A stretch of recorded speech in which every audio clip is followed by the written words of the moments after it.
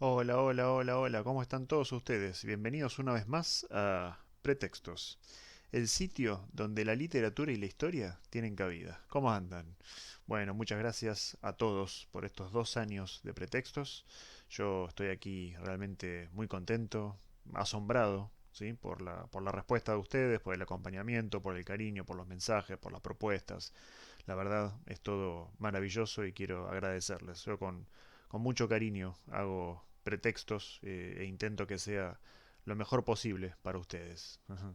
Sí, bueno, entonces la idea de estos dos videos, no sé si decir conmemorativos, pero por lo menos de aniversario, van a salir los dos el mismo día, es justamente lo contrario, es decir, habitualmente para los que me siguen desde el primer video saben que algunas veces tomo la obra de un autor y la leo y la comento, sin ponerme a hacer crítica literaria, no a ese nivel. Puedo hablar de la biografía de algún autor, puedo hablar de un poema, hacer comparación o comentario de dos cuentos, en fin, una novela histórica, una novela policial, algo de la ciencia ficción, ¿no? Bueno, en este caso, estos dos videos van a contener una serie de textos que son una selección de textos que yo he ido escribiendo en un cuaderno verde manzanita. Los estudiantes que me conocen lo saben bien porque llevo ese cuaderno a todos lados. Entonces hice una selección para compartir con ustedes. ¿Sí? Digamos, el autor en este caso y en estos dos videos voy a ser yo de una serie de textos que no tienen título, pero que se me ocurrieron escribir en su momento. ¿Sí? Bueno, arranco con el primero. No es tanto lo que dijo, sino cómo lo dijo, lo que levantó la sospecha que llevó a su captura. Solamente un avesado investigador podría haber seguido el rastro que para otros era poco más que una débil pista, el hilo invisible de una remota condena, la hiriente carcajada de sus colegas. Había comenzado su carrera como un efectivo que caminaba por la vereda de un tranquilo barrio en Cava, atento, servicial, siempre bien considerado por los vecinos. Tuvo, desde sus inicios, un muy buen ojo para los detalles que podrían indicar que se había cometido un delito. Durante su paso por la academia, disfrutó mucho asignaturas como criminología, investigación y técnicas de interrogatorio. Soñaba, en lo más profundo de su ser, convertirse algún día en un hábil investigador. Fue subiendo por mérito propio el escalafón policial. Siempre trabajó con seriedad y empeño, y su foja de servicio es impecable. Costaba realmente encontrar un rubro en el que hubiese cometido una falta o descuido. A decir verdad, resultaba sospechoso que no hubiese sido siquiera apercibido. Ocurre lo que sucede en la ficción, eso de que los sueños se convierten en realidad. Llegó el día en el que su superior lo llamó para decirle que había una plaza disponible en la central de policía como investigador, que si lo quería, ese puesto era suyo, que tiene, un enorme potencial en la fuerza. Había dado sobradas muestras de su habilidad, su capacidad de trabajo, su preparación. Condimentos todos que, combinados con la pasión, daban como resultado un profesional íntegro. Ahora tenía que lidiar con los medios de comunicación porque el caso es de alto perfil, mediático, digamos, y no le gusta que le marquen los pasos a seguir, que lo presionen para que revele datos de la investigación en curso. La correcta metodología indica otra cosa, pericia, habilidad y no golpes de efecto. No les daría el gusto de llevar agua para su molino. Su segundo al mando sería su cortafuego. Le dio precisas instrucciones mientras él se dedicaba a investigar. Comenzaba a llover. El segundo texto dice: la procesión dibujaba una larga línea que serpenteaba siguiendo el contorno de la costa. A lo lejos parecían minúsculos puntos negros que se movían al compás de una extraña música, invisible a los oídos. En el muelle, el pastor esperaba paciente a sus ovejas. Era necesario hacer un sacrificio para que cese la lluvia, inédita reedición de Noé. Los ruegos devotos habían servido para aplacar algo la peligrosa crecida del agua. Parecía como si los tiempos bíblicos se hubiesen instalado y los fieles clamasen al cielo por la necesaria intervención divina. Algo nuevo flotaba en el aire, algo que olía a rosas antes de convertirse en azufre. El tercero es este. Dice: el canto y el poeta son una misma realidad. Contar, cantar, variantes de lo mismo. las dos caras de la moneda lírica. Hermanados por sus musas inspiradoras, Garcilaso de la Vega, el dulce lamentar de dos pastores, Salicio juntamente inemoroso, he de contar, sus quejas imitando, y José Hernández, aquí me pongo a cantar, cuentan y cantan. Se puede contar cantando. Si recordamos el contenido y la estructura de un romance, veremos que ambos conceptos están imbricados y son inseparables. También en una payada de contrapunto en la que dos artistas, habitualmente gauchos, tocan sus guitarras criollas y establecen una especie de conversación entre ambos. Curioso fenómeno artístico que nos remite a la Edad Media, periodo histórico del que carece la República Argentina. Sin embargo, la clave está siempre en el instrumento que digitan las manos. ¿Qué es una justa o torneo medieval sino la inmejorable oportunidad para exhibir las habilidades de los que luchan con armas? Bueno, para continuar con la comparación, diré que una payada de contrapunto se parece bastante a un torneo. Cambien las espadas por guitarras, el canto por la lucha, la armadura por el poncho y el campo por la pampa, y la transformación será completa. También podría ser al revés. Tomemos el cantar de Mío Cid y pensémoslo como creación local. Rodrigo Ruiz Díaz de Vivar es el gaucho perseguido. Cayó en desgracia porque los infantes de Carrión, dos simples arrieros, convencieron a Alfonso, el dueño de la estancia, de que Rodrigo tiene la mano larga. Aún así, hay gente que lo apoya, como por ejemplo otro gaucho famoso, Minaya Álvar Fáñez. Para recuperar el favor de Alfonso, Rodrigo deja a su familia, Ximena y sus dos hijas, en un monasterio y marcha con su gente a la frontera para pelear contra el indio, los moros. ¿Ven? Todo cierra.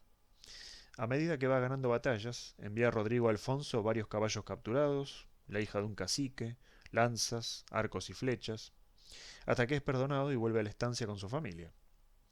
Antes de morir, construye un fortín en la ciudad de Valencia, cerca del río de la Plata. Lo que no muere es el arte del payador.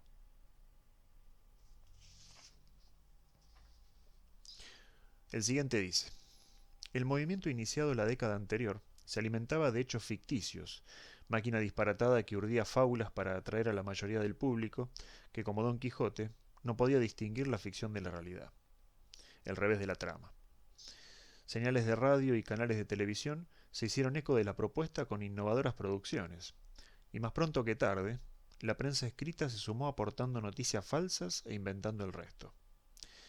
Dejamos de percibir la realidad y cada uno comenzó a construir la propia. Unos se aferraban a imágenes ilusorias de un supuesto pasado, otros preferían mirar hacia adelante, veían un holograma futurístico. Mientras tanto, el omnímodo poder movió todos sus tentáculos para crear una matriz de pensamiento que se ajustase a la ficción. Surgió así la política. Hay, en el acto de escribir, el ejercicio de la libertad del individuo que se expresa en un idioma determinado, a veces salpicado de frases en otras lenguas, y que organiza su texto según una idea rectora que va guiando sus pasos para construir, dentro del género que prefiera, esa expresión que es, ante todo, la marca de su espíritu en una hoja y en el mundo. Signo externo del chispazo genial de la creatividad, nos inspira a convertirnos en lectores cuyas destrezas pueden ir mejorando con el tiempo. Así, el binomio escritura-lectura pervive en nosotros, nos alimenta, amplifica nuestra experiencia vital. Riqueza que brilla con el esplendor de la cultura, más valiosa que el oro, acrecienta en nuestro interior el deseo de atesorar más. Esta codicia, la más positiva que se me ocurre, cultiva el espíritu humano, proveyéndonos situaciones, personajes, tiempos y espacios paradigmáticos del crecimiento, cuyo norte de la brújula señala la pedagogía. No la de las escuelas y academias, sino la del individuo que sacia su sed de madurar, de crecer en las cristalinas aguas de las hojas impresas de los libros.